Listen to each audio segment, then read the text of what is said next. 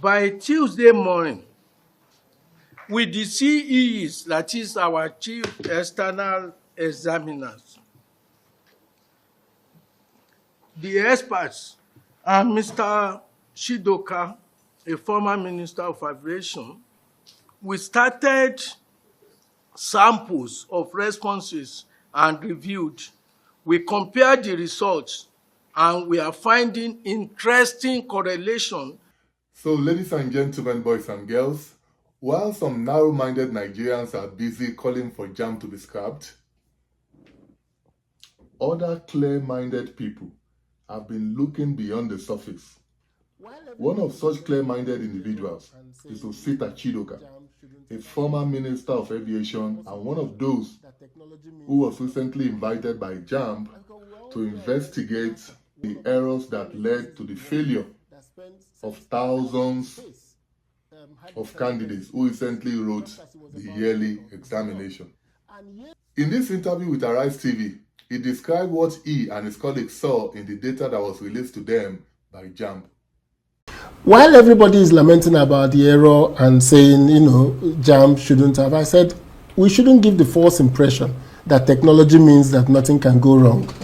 Because we're all here when NASA, one of the best run agencies in the world, that sends aircraft to space, had the Challenger experience. Just as it was about to take off, it blew up. And years after, still had the Columbia experience when it was re-entering the Earth.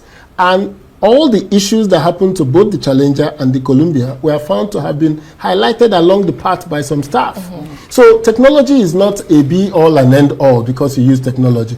There are bound to be issues. But when those issues happen, how do you go about resolving it? I like that JAMB went out to the stakeholders, the Computer Association of Nigeria, Parents Teachers Association, proprietors of school owners, National Association of Nigerian Students, non-governmental organizations like ours, and say, come with us and review this data and let's see what has happened.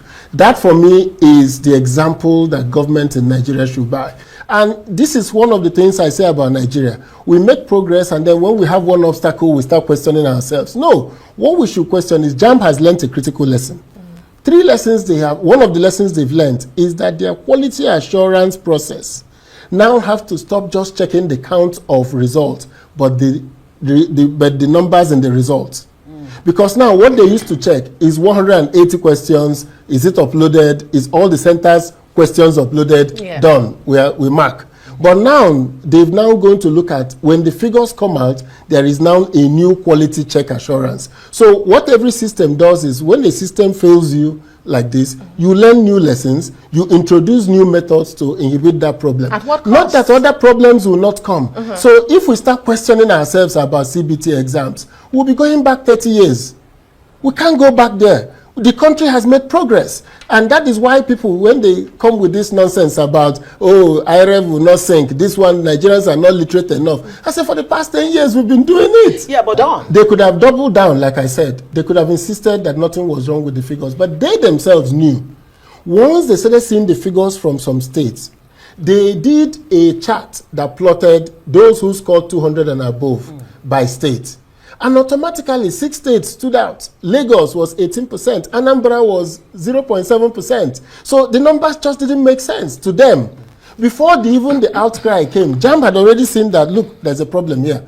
In previous results, these states are always in the top 10 brackets. So this year, their figures are, you need to be there for you to understand the depth of data that was looked at. Absolutely. And JAMB had looked at it closely. They had already seen that there was a great disparity in what they used to have. You plan to seek an FOI to look or review, the last 10 years of JAMB. Yes. Why exactly? So it's not even down. JAMB has even said we don't need an FOI. The information will be given. So I think that what is more important in Nigeria today is that the investment we've made in CBT has given us an avenue to track serious issues, not even this issue of exam problem.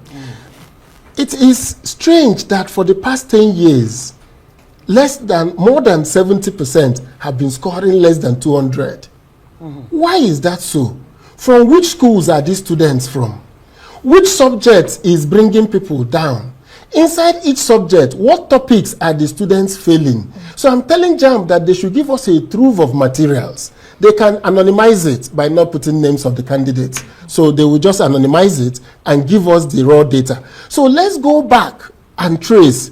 In this state, why are all the students failing English? Inside English, why is it grammar or lexis and structure that is the problem? So that we can begin to see which area of our teachers that we need to begin to fix. When I looked at the data of the last 10 years from JAMB, I was truly shocked. I had never thought of it before, that 1.9 million people take JAMB every year, 1.8, and only about 15% score 200 and above. It's scandalous. But we as a nation hasn't even gone to that information. We need to look at that. 1.5 million students. We spent 6 years in primary school, 6 years in junior and senior secondary school, and this is the outcome we are getting as a country. We need to look at it more closely. We need to begin to figure out what is going on in our education. And I think both JAMB, WAEC, and NECO need to bring out this data so that we can trace it back to school, we can trace it back to the teachers, and we can begin to see whether we are producing the right quality teachers for the next century. I want to say this. China decided that they needed to invest in education. And they didn't invest by percentage of budget. They invested by percentage of GDP. So they put 4% of their GDP in education. And I asked, why GDP? They said, because we want to grow our GDP.